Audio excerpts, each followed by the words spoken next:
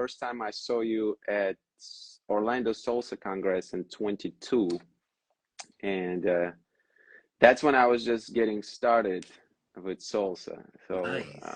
yeah, it was kind of a breakthrough weekend for me because prior to that point, it was very difficult to get on a dance floor. But I saw you. You're definitely one of the inspirations. You know, Oh. you made it look so easy on the dance floor, so smooth and so elegant. And you know what was also cool is that you were so humble. You know, I came and introduced myself, and you know ask you a question, and you were willing to share. Oh So yeah, I didn't go. What? yeah, yeah, yeah. You didn't say like not right now. You're like, okay, let's do it. Let's No. talk about it. So I really appreciate that. So definitely wanted to talk to you, and I guess first thing is, will you share about your dance journey? How did you start? Why you start, and what it's have been like for you? Yeah, well, being Latino, I'm supposed to know how to dance, right? Right. And that was never the case for me. I was more into techno music and house music. And one day, a friend of mine, while I was in college, goes, "Hey, would you want to come to this club with me? I DJ, not me. He was DJing." And I said, "Look, I'll go, but I don't want to dance because I don't know how to do this stuff." And he goes, "No, don't worry. Just sit there, have dinner, and all that stuff." And this beautiful girl comes up to me, a woman, because she was older, and asked me to dance. And I said, "Look, I don't know how to do this stuff." And she goes, "Aren't you Latino? You should know how." And I was like, and she goes, "You can't leave a woman with her hand out asking." And I said, "Oh gosh." So I walked out there, and I'm looking around, and I see that everybody, I didn't even know it was a merengue, but it was a merengue apparently. And everybody's dancing smooth, and I'm like, okay, I think I can do this. And I'm like, and then and all of a sudden she just lets go of her hands and goes, "Learn," and walks away and leaves me on the dance floor. Not only that, she's with a bunch of other women, and she goes like this to the other girls and goes like that. Oh man, that was life changing. The next day, my friend who's a DJ, he's like looking at me and he's like, "No, you need to learn how to at least do merengue and bachata." And so that's where it started, and then I just, took it a little bit further. But then I started watching videos.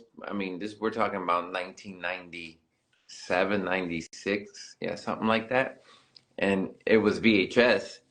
And so, I watched this video of this lady. Her name is Edie the Salsa Freak. And I don't know if you know who Edie is, but she's one of the big pioneers of salsa. That's why it's all over the world, because of this woman. Mm. And so I saw her and her and now ex-husband do these videos of dancing salsa, and it was called millennial style back then. And I was like, oh wow, this is like hip hop and salsa too. I really love that. So I really got into it and stuff like that. And then as I progressed, I got to meet a lot of wonderful people that guided me in this business. And I didn't think I was going to do this for a living. I thought, okay, I'm just going to go social dancing and, have fun. And then, I'm in my house right now, same house where um, people started coming to my house. "Hey, Nery, can you teach me a move or two?" And I'm like, "Yeah, sure." And it got so busy in my house that we couldn't fit the people. And so one of my students goes, "Hey, don't worry, I got you a gym membership studio that you can teach." And you know, I'm like, "Okay, I guess I'm doing this." But it's been beautiful. The Orlando Congress was actually the first Congress that gave me the opportunity to teach at a Congress Mm. when they first started. So yeah, that's been years now. Hold on one second. I got my little dog here. That's Okay, no worries. Go ahead. I'm back. I'm in my patio right now. Gotcha. So But how was I'm sorry, were you going to say no, something no, no, else? no. Go ahead. Yeah, so you mentioned that it sounded like it was a bit of a, not such a smooth start, like you were baptized by fire, it sounds like. Exactly. And then um, you mentioned you're doing it for a living now as a dancer. How did that transition happen? How did you go from started learning this dance that you were not familiar with, and now you're teaching? Right. So I was doing real estate and I was doing really well, um, but I wasn't happy. Mm, You know, you can have, uh, it's like you can have all the money that you want, but it still doesn't bring you happiness.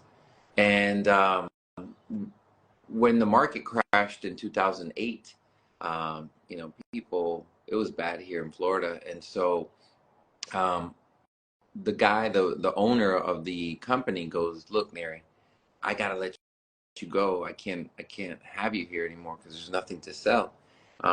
And I remember asking him, I said, well, so what am I gonna do? And he goes, well, dance. I see you dancing here in the office all day. And I said, teach. He goes, look, you look like you're pretty good. And I looked at him and I said, I could do that. And so I'm going to be celebrating in October 20 years of teaching now, full time. mm, And so, like, you know, uh, I used to do it. I was doing it part time in 2004 and all that stuff, and then I went full time in 2008. But it's been a journey. I mean, it hasn't been easy, and I think that's what makes me love what I do so much is that I appreciate it from where it came from. You know, and the fact that people love it all over the world, that's just amazing to me. You know, and YouTube being such a free marketing tool and Instagram and all the social media, you know, yeah, 100%. it's So incredible. you took a leap of faith, it sounds like, with That dancing. and I had, yeah, a leap of faith. I had some luck. I mean, I don't know if you know, probably in the bachata world, La Alemana. Yes, yes, Right, I do. right. So she learned how to dance here in my house, Oh, and interesting. yeah, and so you know, we've known each other for a long time, and one day a friend of ours goes, "Look, can I film you guys dancing? There's this thing called YouTube, and I would like to put it on there." I said, "Okay," and so we were dancing in Miami, and I don't know how many million views that video has now, but that was back in 2007 or something like that. Um, but it's crazy how just things line up, you know. And I believe that the universe has a call for you, and it's gonna be what it's gonna be. Yeah, I think I saw one of the videos, you dancing with her on YouTube actually, Right, and it was right. from 15 years ago or something. Yeah, Uh, I I look at that video, I'm like, oh, please, somebody take it down. You no, know, it's because it's like, right, like everybody thinks, oh no, that's a classic, that's great. But you know, my style has changed throughout the years. You're not the same person. yeah, But I love to see where I came from and what kicked it off. yeah, yeah. Well, some of it is about the journey, right? Right. It's Reflecting completely about, back. Yeah, yeah. that's so cool. That's so cool. What has been like the biggest challenge or one of the biggest challenges transitioning, to being a dancer, going from a regular Right. job to being a dancer and now having to do that for a living? Well, for me it was tough because when I was doing real estate, I had no problem having money. When the market crashes, you lose everything. Hmm. Homes, properties, all these things. So you're starting from zero. Yeah, But what kept me going, what got me so um, energized about this new future for me was that I was living my dream and I wasn't doing somebody else's dream.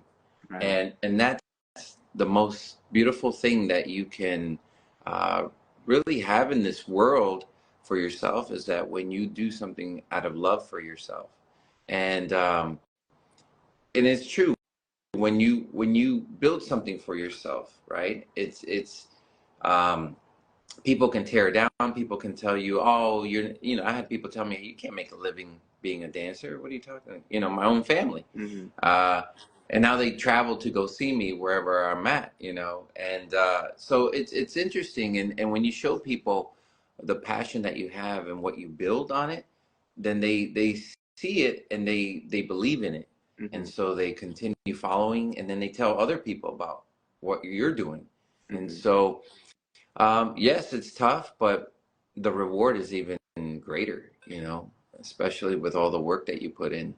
Um, so yeah, it's been a crazy journey. I've had different partners, and I've learned from everybody. I've learned from every situation, and I'm gonna be 45 this year, and so being in my 20s and being in my 40 in my 40s is a completely different way of thinking, including dance. And so I'm really excited about this journey, about where I'm at now. What what has it been for you in the first few years when you starting dancing? Were there any moments, aha moments for you that you realized how to dance better? Or was that just a particular period of time that it took for you to improve? Because I'm curious, the reason I'm asking about this because I'm a new dancer. I'm Yeah. 2 years into it, and even within 2 years, it's been sort of like an interesting transition period from one thing to another. Some of that was mental, some of that was understanding how to move body better, some of that changing styles and all of that. So, from your perspective, what has it been like for you, and were there any moments, or was it just natural progression for you? So when I started dancing salsa, there wasn't salsa and bachata as big. It was like when you would go to a social, it was strictly salsa. Maybe Hmm. they'll put one or two chachas, and yes, there was that whole thing about dancing on one, dancing on two. I started dancing on one, and I didn't. It took me like I think 12 years till I transitioned to dancing on two, Hmm. for many reasons. Um, But for me, as a beginner, it was very difficult because, again, being Latino, I'm supposed to know how to dance. Hmm. On top of that, learning in a group setting was very difficult for me. Like I used Hmm. to write on my arms or my hands. People don't know this, but I had to look to make sure which one was my left and my right. So I would put an L and an R so I could be like, okay, that's my right foot. So for me, that was different because I never had any dance training before. And so when I tell my students this, they don't believe me because they're like, wait a second, how is that possible? Well, like anything, like learning a language, you have to figure out, you have to practice it. I would practice every day in my house. If I didn't have a partner, I would tie a rope on my tree and I would practice, doing turns or anything like that. And so my goal was that I would have to face my fears because sometimes I don't know if this has ever happened to you, but I know a lot of people go through this. You drive to a social, you drive to a class, and you're in the car and you're like, oh, I don't think I'm ready for this. And so you sit in the car and then you drive off. I would drive away and I'm like, no, no, no, no, I'm not, I can't go in there. I'm not ready. And then I would remember, again, my teacher, Edie, she goes, Nery, you are a diamond in this Fort Myers area that I've never even heard of. And yes, there's things you need to work on there. She would tell me you need to work on your timing, you need to work on your posture, you need to work on these things, but that's part of the progress. And here's this woman that is like world, like when she will walk in, everybody would go, oh my gosh, she's here. Hmm. And so the fact that I had her as a mentor was incredible. And she goes, just keep at it because you're going to be incredible, if not one of the best out there. And so that kept me motivated. And every time I did something, I always was very grateful to the women that gave me a chance because there were some women that probably saw me not dancing or saw me dancing and didn't care for it because they knew I was a beginner. And they were like, no, I don't want to dance with this guy. But then there were women that saw me sitting and would pull me out and say, hey, Neri, you're not going to learn how to dance just sitting. So let's get out there. So I'm very, I'm grateful. I always say I'm always grateful to those women um, because they got me to where I'm at now. And so I always tell my ladies, I'm like, ladies, if you see a guy sitting there, get him out there, because that's how I'm here. That's how I'm teaching everybody is because of those ladies. So, those things happened to me. I mean, finally I got the nerve to go into socials, and then not only that, then now I got to ask women to dance, Yeah. right? Yeah. So Yeah. it's like, oh, but one thing that really helped me was that I would always dress really well and smell really well because I Hmm. felt like it was my armor. and it was a Okay. way to present myself without saying hello. And so that did help a lot because sometimes they would start asking me to dance just because of the way I was dressed. And Mm. so that's why I'm always, you know, preaching to the guys. I'm like, look, gentlemen, you know, if you're gonna dress, even if with a t-shirt, bring another one, you know, so you're not looking like a sweaty mess. Mm. And so yeah, that's what comes to mind to me when I think about my progress in the beginning of my dance is how I got the nerve to put my skills out there. I always had this one person that I would start off my dance. I would call her my ringer, which was like, look, you're the one that's going to get me started off for two reasons, so I can remember my moves, and the other one is so other people can see me dancing and maybe they'll say yes. Yes.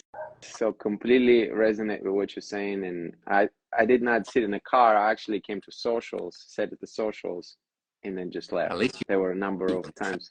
good. Yeah, but there were a number of times when I came in and I saw people dancing, and I'm like, Right. and then I start getting into my head, you Yeah. know, and I'm like, oh man, there's like everybody, because in the beginning, everybody seems so good to you, you know.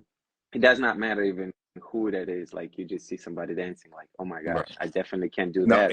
Well, I can do exactly. this, you know, Yeah. and it's just avalanche in your head, You're you know. like, what am I doing here? Yeah, What am I thinking? yeah.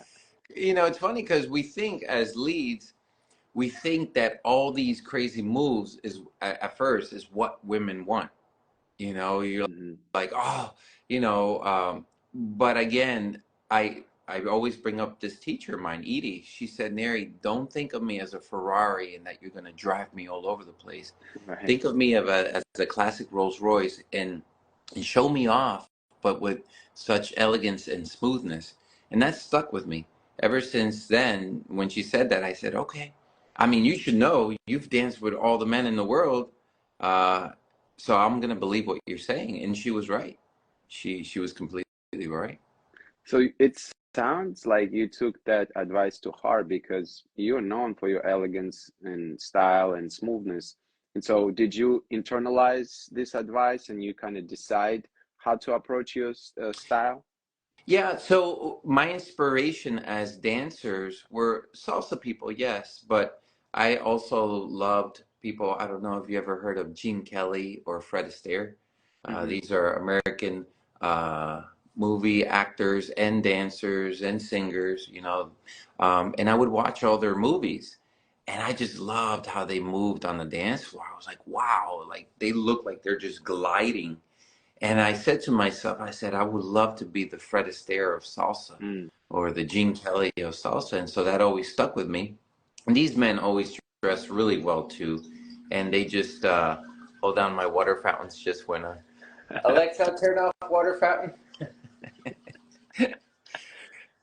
And so, yeah, all these things I started building up, and it just like, again, I'm a true believer of the universe, God, everything just leads you in the direction you need to be. And so when people tell you, "Oh, I love your style. You look so elegant. You dance so elegant," you kind of keep that going because you know, elegance is something that I believe um, is that you are unique but you bring to a certain location, you bring to a certain place, and I've always like and people don't believe this, but I used to wear suits when I was in the fourth grade, Hmm. and my teachers would look at me and like, you look so elegant, so handsome. Is your mom dressing you? I'm like, no, I put this on myself, and it was true. I would dress myself like that to go to school, and so the kids were like, what's wrong with this guy? But you know, I loved it because I would get beautiful compliments from people, you know. I think you mentioned that sometimes um, we tend to get caught up in moves, you know, and thinking about moves too much when we dance. And I thought about it the other day, you know, moves versus concepts and how dance, salsa dancing in particular, being taught in few places here, at least in Orlando. Now, what have been like your way of teaching? Do you tend to focus on moves, or do you tend to focus on concepts or something else when you teach people to dance? So when I teach people, I'm more concerned about technique and the idea, the concept of keep it simple. Mm-hmm. You know, less is better in a sense. Um, I always tell them if you either have a dancer or you have a move collector, you Mm-hmm. know, and it's very difficult to be both. Uh, and so I always make the joke that yes, I make a living selling moves, but I hope that at the end they are dancing, you know, because um, I'm a true believer. I always say if you know 5 moves, and this goes in any dance. I'm learning how to do hustle right now. You know, I've been doing it for a year, and I have like 5 moves that I go to in hustle, and it reminds me of salsa how I was learning. And you know, just yesterday, or no, I'm sorry, on Saturday, I danced with this one lady, and I said, "Look, my hustle is brand new, and I haven't really danced with somebody, and she's from New York, and I'm like, oh my gosh, this lady must be so good." And I'm dancing with her, and she goes, "Oh my gosh, you're like the smoothest hustle dancer I've ever danced with." And I'm like, "Oh geez, that's great." And I was just doing 5, 6 moves. And so for me, I truly believe that keeping it simple is a lot better. I always say, ladies, do you prefer a man that is 1,000 moves, or do you prefer him to be on time? And Mm-hmm. 99% of the time, all the ladies would say, no, no, no, we want him to be on time, you know? And so I truly believe that, I always advise my leads to be more conscious about who you're dancing with, because not everybody can follow 10 moves or 20 moves or 100 moves. And uh, another situation that happened that really clicked on me was, again, this lady, Edie, we're on the Aventura Dance Cruise.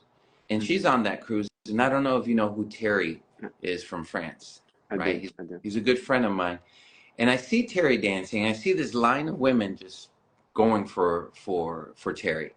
And I took a moment and I rested and I said to Edie, I said, Edie, I said, you've danced with Terry. You've known him for years. I said, what is the difference between Terry and me? And she takes a moment and she goes, I'm going to put it to you this way, Nery. She goes, with Terry, I would have a one night stand. With you, I would marry you. And she goes, I can dance 10 songs with you in one night. I can only do one with him. Wow. And so it was just like, and so she goes, just do you. You're on the right track.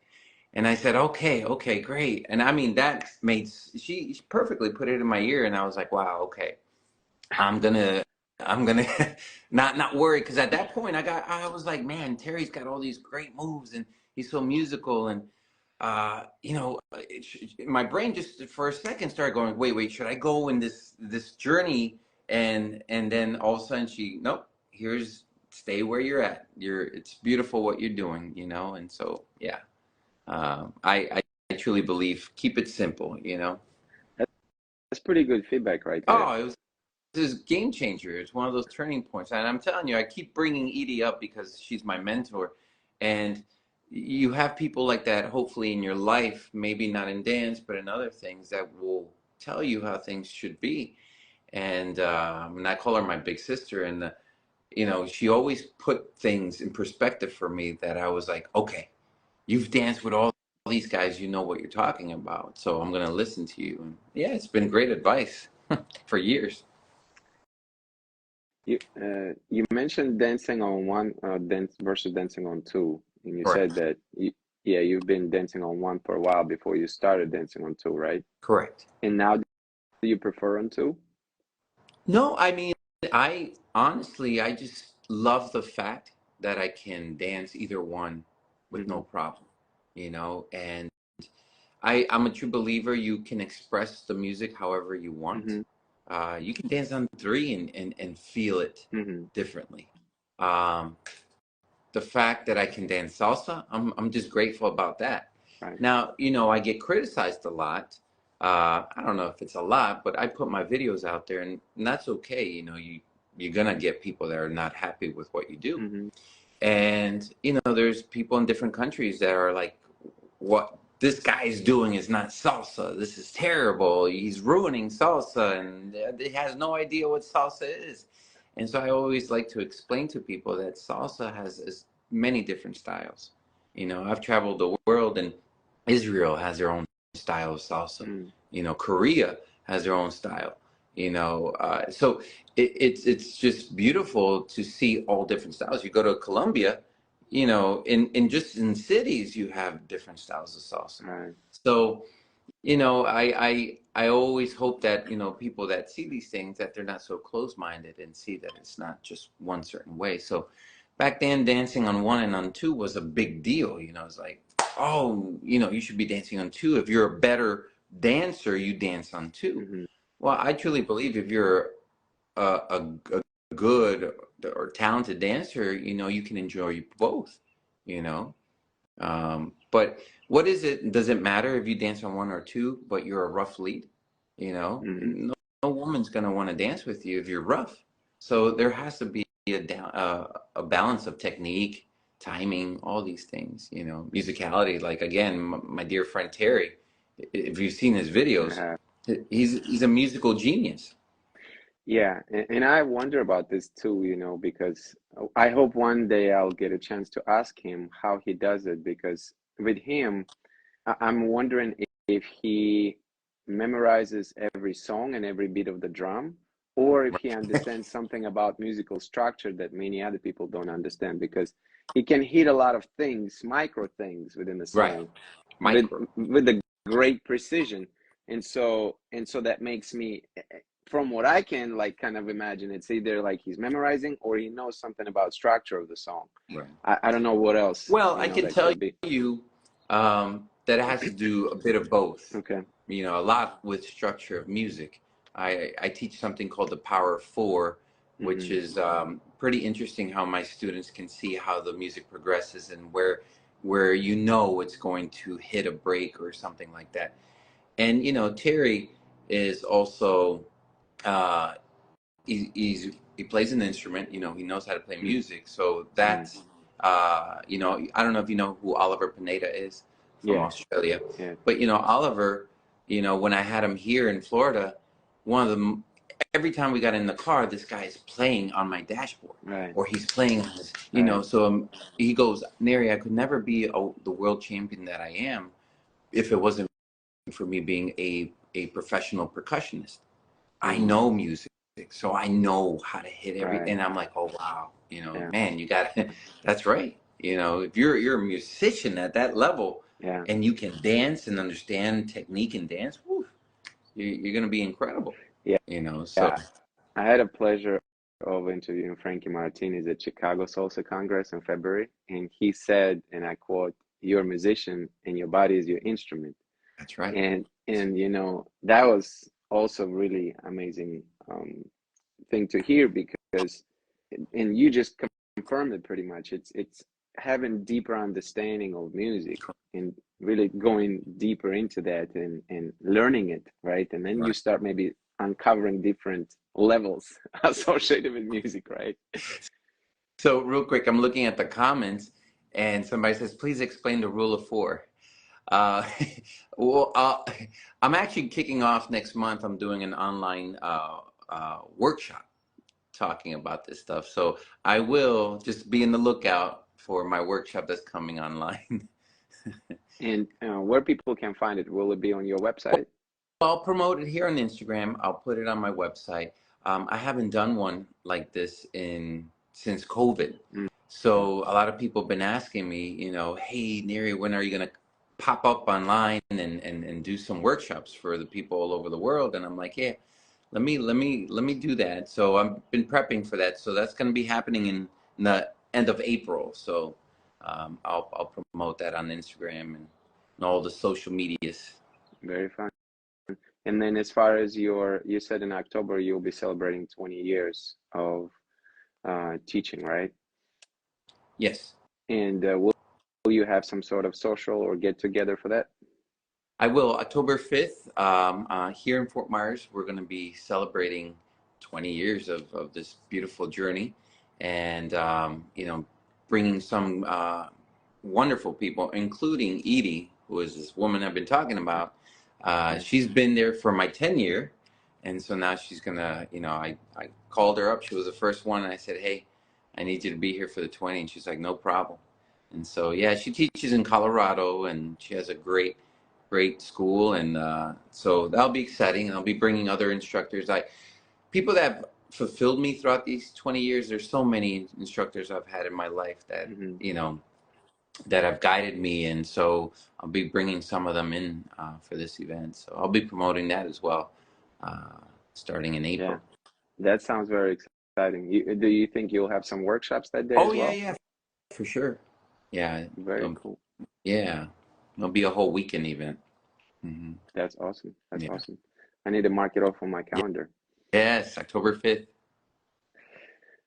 So getting back into, I know we talked about dancing on one versus on two. I'm curious when you said that some of that dictated by music.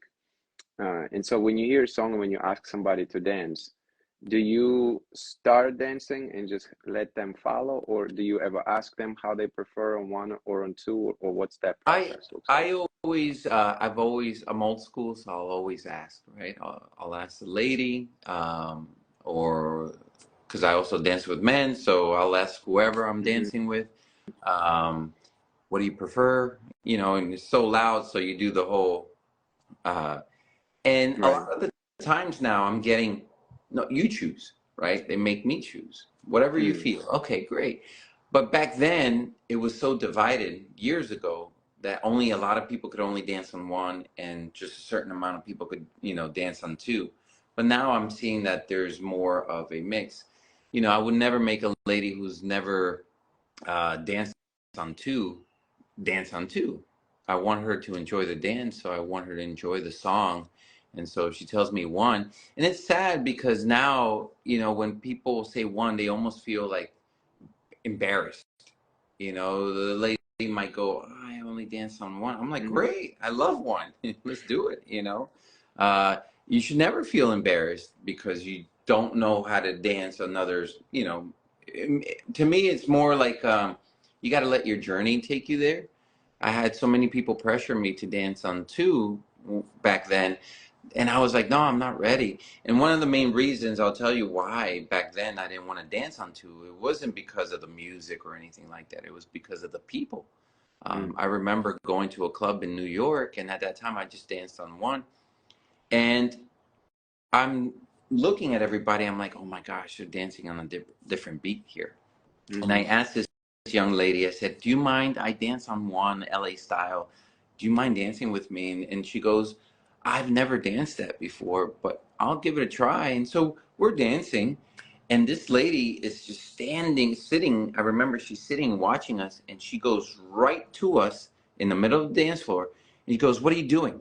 This is New York. We dance on two here.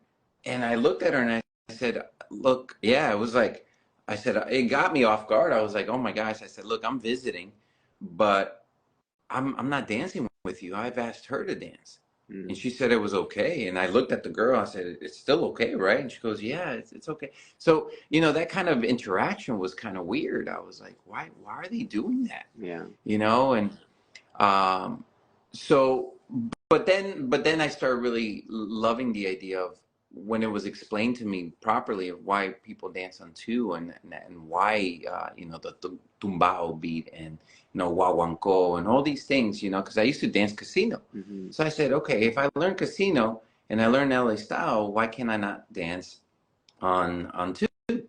And so that Hmm. pushed me, and I really, believe it or not, cha-cha is my favorite dance. Mm. And I'm like, okay, well, I keep being told that cha-cha's danced on two only, so I need a, you know, I love this music, and uh, I should I should learn how to dance on two. So yeah, so now by learning on two, I learned how to dance cha-cha, and you know, it's incredible. It's incredible. What element or aspect of dancing you find most or found most impactful, um, for yourself? Maybe, I don't know, in the beginning, or in the middle of your journey, or still to this day? Is there one or two things that you can point to say this has been a game changer for me throughout my journey? Maybe I'm thinking of some technical aspect, but maybe if there's something else, I would like to hear it. Well, I'm going to get into a deep issue on this, right? So things that have happened in my journey, yes, dance, you're going to learn technique, you're going to learn, you don't do this, you do this, and all this stuff. Mm-hmm. And so you learn through dancing, through trying. There was a point in my life where I thought I was a badass dancer. So when I would do a move and the girl would make a mistake, I would make a face. Maybe. I don't even know, but I know I did. And I'll go, and that was, not towards her. It was more towards me because I'm like, oh, I didn't lead that right. But of course, she's receiving this and she's Right. going, it's me. And so, and I would also look at women as a tool to get my moves going, Mm. right? And I know every guy has experienced this. They don't look at it as dance anymore, but it's like, no, I got to practice my moves and I'm going to try it on this human being right now. And so my ego was really high at one point until women started saying, Nery, I don't want to dance with you. And I'm like, what? And, they were like, no, you don't make me feel good. You Mm-hmm. think you're better than most people here. And I don't like that. And I was like, really? That doesn't sound like me. And so that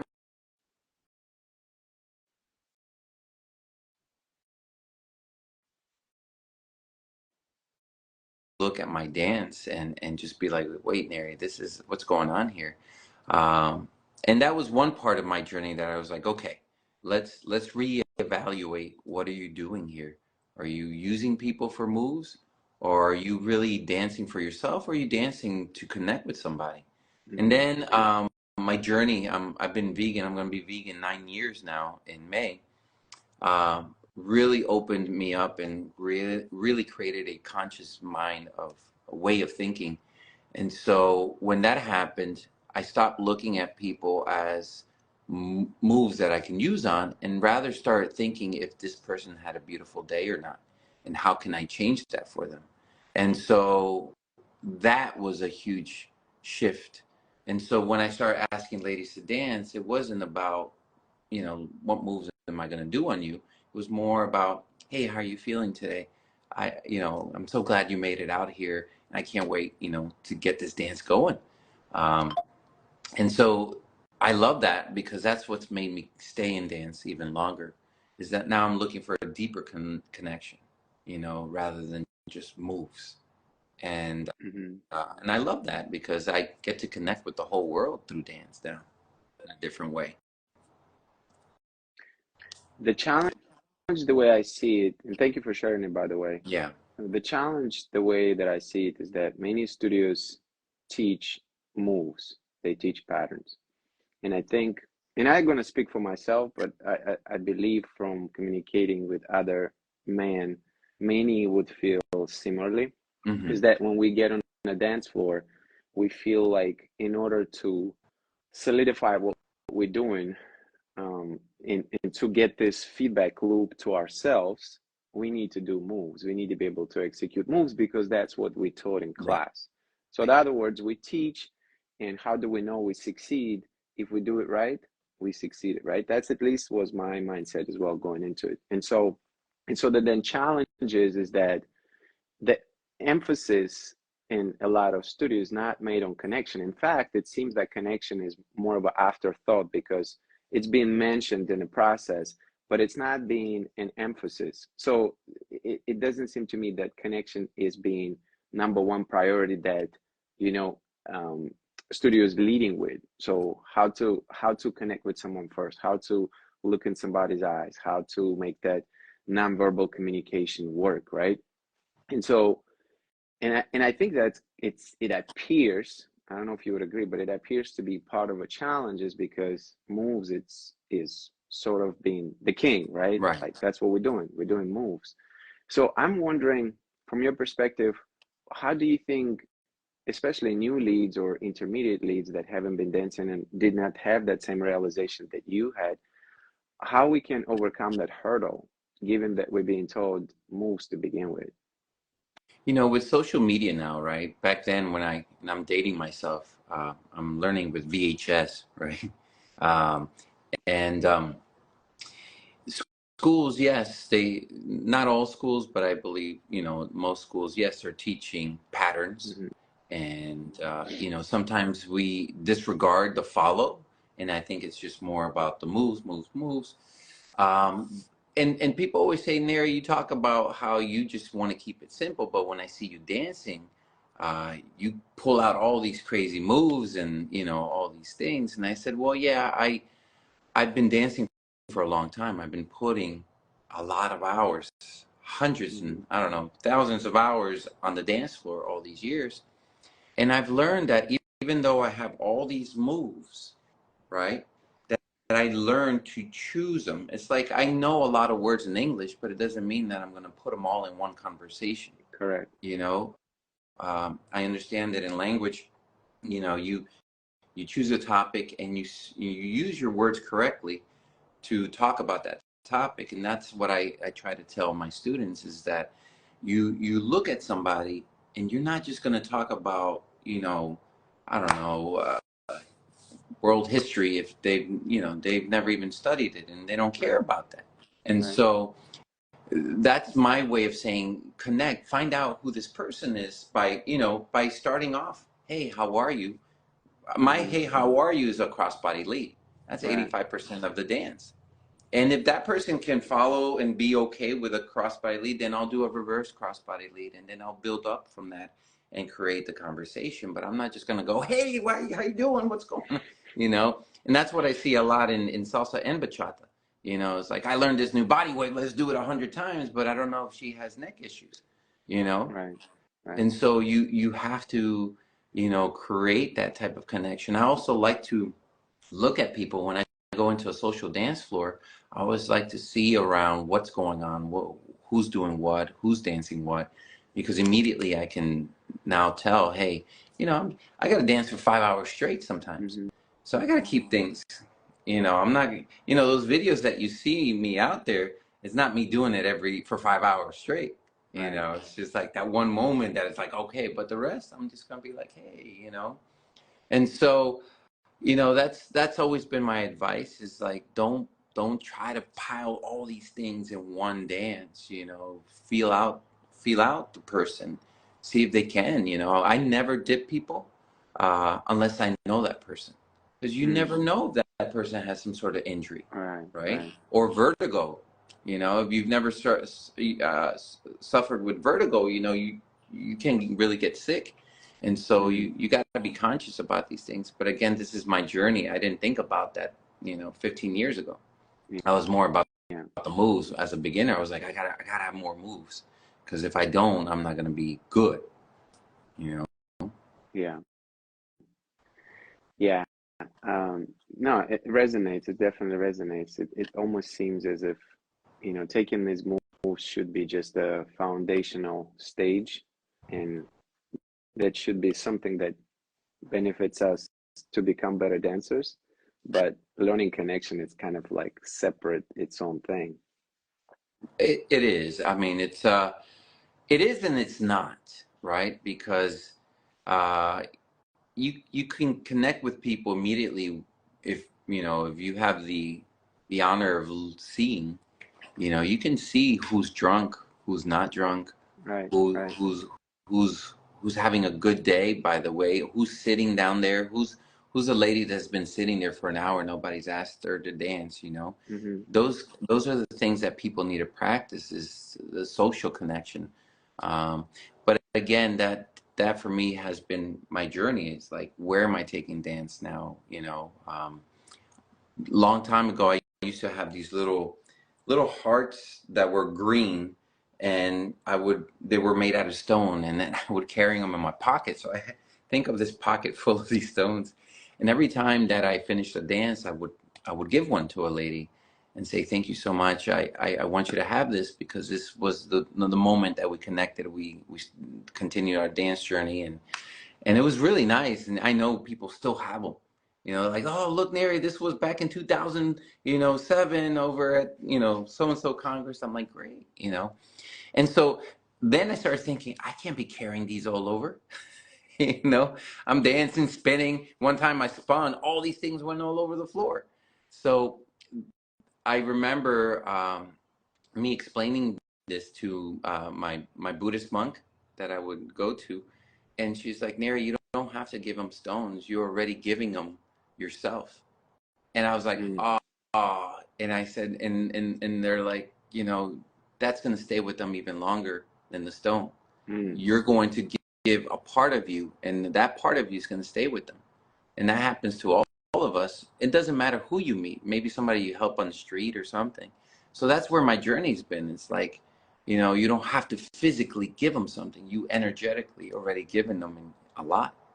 Yeah, no, that makes a lot of sense. That's beautifully put, actually, because if the connection is right in that moment, they should remember that moment. You don't need to carry all these stones. But I knew the stones were a way of me trying to keep that connection going, But again, it's my journey, right? Correct. So that was your unique way of thanking someone and making them feel valued. Right. For allowing me to live my dream, which is to travel and dance with people, Yeah, that's pretty cool. That's pretty cool. When is the next time you're going to be in Orlando? Do you know? So usually I'm always gonna, I'm at the Orlando Congress, which is on July 4th weekend. Anytime before that, I don't think that's gonna happen, just because these months, which I'm really grateful for, are just so booked up, going different locations and things like that. But you will catch me for sure on July 4th weekend in Orlando. Very cool. Yeah, I love that. Can talk to. Yeah, it's a cool event. Yeah. Yeah. I can talk to you all day for sure. It's a lot of fun. It's a lot of fun. I appreciate it. No, same here. Yeah. I do have to say I love. I was showing my girlfriend yesterday the video that you created. Yeah. Of it was so cool, like how I did it in a workshop. I did it in a different locations, the same move, because they asked me for that same move. Orlando asked me for that same move, and then how you implemented it and put it. I was like, oh, that's so freaking cool. I love that. So good job on that. Thank you so much. That means a lot. That move, I think you're talking about when you were like going behind the lady's back. Yes. Yeah. It's such a slingshot. It's such I call that the slingshot. Yeah. It's such a smooth move, and funny enough, the thing about this, I was like, it's exactly what we talked about. I was like, okay, I learned that move. I have to do this. no matter what, I'm doing it. I don't care if the song is right. I'm doing this. Nery taught me that move. I don't care if the song's right. And I think about that. I know that when I go and I'm teaching at a Congress or something like that, it's, there's some teachers that teach and say, look what I can do. It's these workshops that's like, oh, look what I can do. But can you do that? It's going to take you a while. So I like to show something. And if you remember, I always like to teach something that you can use that same day, something that's going to be smooth and just gentle enough that you can use it the same day, and so, but yeah, you took it to another level. So that's great. That's awesome. Thank you so much. Anything you want to add in closing? First of all, thank you for doing this. I'm always grateful that somebody wants to talk to me, and talk about what I love to do. And so having this platform, thank you so much. Thank you for believing in what I do. I think the greater part of my life is that if I leave this earth, I don't just want to be known as a dancer, like, oh, Nery had cool moves. I truly believe that through dance is so healing, and that we can, work on ourselves where we can heal ourselves and heal others through dance. And so, that's that's my journey, is to show people that it's not just about moves, or that you're not good enough, or that all, you know, all these things that we're being told by social media and the world, is that no, you're amazing, you know, that you can do these things, and that you should be grateful that you can get up today. And you know, I always say, look, a lot of people did not wake up this morning, Hmm. and so we're the lucky ones right now that we did. And Hmm. so, you know, through dance, I just show my gratitude, and I'm grateful for what I get to do, and hopefully I get to do it for many more years to go. Even though I'm getting up there in years, I don't feel it. I feel like I'm 20, just wiser. Yeah, 100%. Well, thank you so much, Nery, for taking the time to do this and for sharing your wisdom, your knowledge, and your journey with me and with all of us. I hope we'll do it again. Yes, for sure. Please let me Have a know. Thank you, everybody, for watching and joining in. have a great day. Okay, Bye. bye.